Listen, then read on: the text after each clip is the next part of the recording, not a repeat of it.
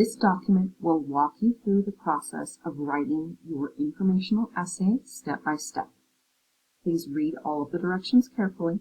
Every time you see a yellow highlighted box, there is work that you need to complete.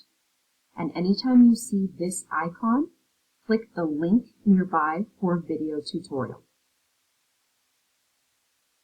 Essay requirements are as follows. Reread the article, Who Killed the Iceman? Clues Emerge in a Very Cold Case by Rod Norland. This article discusses a discovery made of a 5,000-year-old mummy found in the Otzi Alps along the border of Italy and Austria.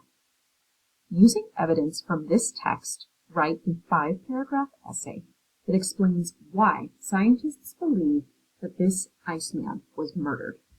Support your thoughts with clear, logical evidence and present your ideas in an organized manner. 5 paragraphs, 500 to 1,000 words in length, professional font style, size 11 or 12, black text on a white background. Your first step will be to read this article, Who Killed the Iceman? Clues Emerge in a Very Cold Case. If you click this link, it will take you to a YouTube video of this article being read aloud so that you can read along.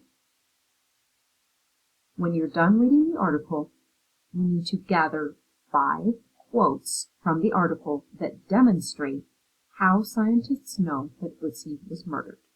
The first one is done for you. The cause of death remained uncertain until 10 years later when an X-ray of the mummy pointed to foul play in the form of a flint arrowhead embedded in his back just under his shoulder.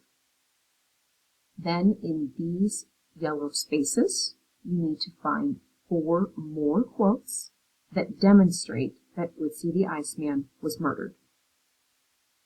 Once you have your quotes, you'll need to complete your rough draft.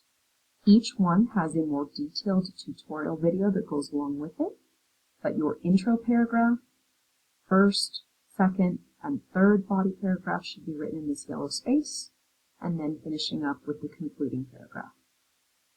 When you are done with the rough draft, please go through this revising and editing checklist. There is a more detailed video tutorial that goes along with it, and then follow these directions linked in the video tutorial to turn it in to Google Classroom. If at any point you have questions, need help, or get stuck, please reach out to Mrs. LaPaglia. I'm happy to help you.